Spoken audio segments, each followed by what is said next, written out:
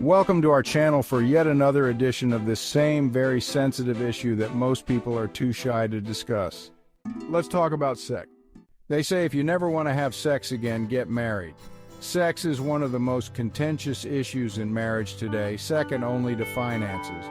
Many married couples go months or even years without sex, which is fine if both partners are content with it. The trouble starts when one wants sex and the other doesn't.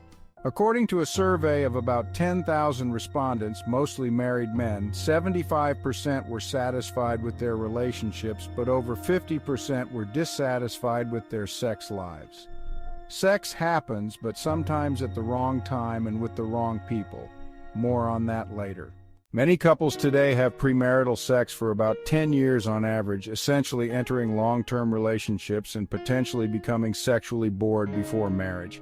This trend has consequences. Most brides nowadays don't have sex on their wedding nights, and half of men wouldn't marry their spouses if they knew their marriage would be sexless. So everyone wonders, how much sex are married people really having, whether in heterosexual or same-sex unions? You're all curious about the Joneses, right? Well, they're not up to much.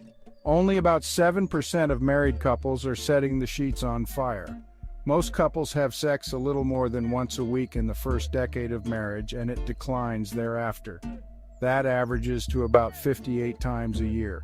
Shockingly, 20% of marriages qualify as sexless, defined as having sex less than 10 times annually. Why aren't couples having sex in their marriages? There's a brain chemical that's responsible for the excitement and euphoria you feel when sexually interested in someone. After about 2 years, this chemical diminishes along with sexual frequency, coinciding with marriage or relationship conflicts. Communication is crucial for great sex. Another reason for the lack of sex is the inadequate sex education provided. Let me share a personal story. As a teenager, my father burst into my room and asked if I'd been French kissing girls. He was dismayed that the sex talk came late, and I, as an African Catholic boy, felt guilty for having kissed girls by then, especially because I was also an altar boy. This scenario is worst for the opposite sex, the girls. We often teach girls that sex is dirty or overrated, instilling fear about sexually transmitted infections or unplanned pregnancy. This fear prevents women from enjoying sex. Rarely discussed is the issue of pleasure or orgasm. Some even claim orgasm isn't important and that the journey matters more. This is ridiculous. Imagine boarding a train with your lover, heading to the most pleasurable place you can ever imagine. You're ecstatic, fueled by the firmament of your imagination. Wow, it's so amazing.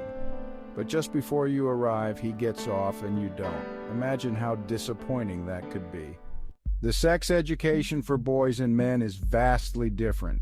Largely, it comes through the wrong channels, including internet pornography, which of course does nothing to teach intimacy or how to truly make love. There's also a lack of sexual health information for all the communities that need addressing. Marriage can swiftly turn from holy matrimony to holy nightmare with finances, children, homes, and illness. You might have signed up for sickness and health, but that was before encountering the monster. And that richer or poorer thing? Ladies and gentlemen, we need to lean towards richer. Today, most women work inside and outside the home, doing the lion's share of housework because men feel inadequate at it. The same way most men toil all alone out there or do the lion's share of the work and business because women feel inadequate for it. We allow our partners to overjuggle alone on one side, feel exhausted, and rarely have energy or appetite for sex. When we do, we're often checking our smartphones, 20% during sex and 45% immediately after, always monitoring and following breaking and trending news. We're connected to the internet but disconnected from our partners. Perhaps that's why the most common sex position for married couples is doggy style. It's where he's on all fours begging and she plays dead with little or no communication. In my clinical practice, I see patients with sexual dysfunction and I always ask about their communication. Effective communication is the bedrock of a healthy sex life. Without open and honest discussions, misunderstandings and resentments can fester, leading to a decline in sexual intimacy. So, what's the takeaway? Marriage is a complex journey with its ups and downs, and sex is not just an integral part of it, but the most important ingredient needed for its sustenance and survival. It's not just about frequency, but about quality, connection, and understanding each other's needs and desires. Couples should strive to keep the lines of communication open, seek help when needed, and never shy away from discussing their sexual health and happiness. Remember, a fulfilling sex life is not just a bonus, it's a vital component of a happy and healthy marriage. Thank you for watching, and don't forget to like, comment, and subscribe for more discussions on other interesting topics. Until next time, take care and continue to fall in love over and over again with the same person.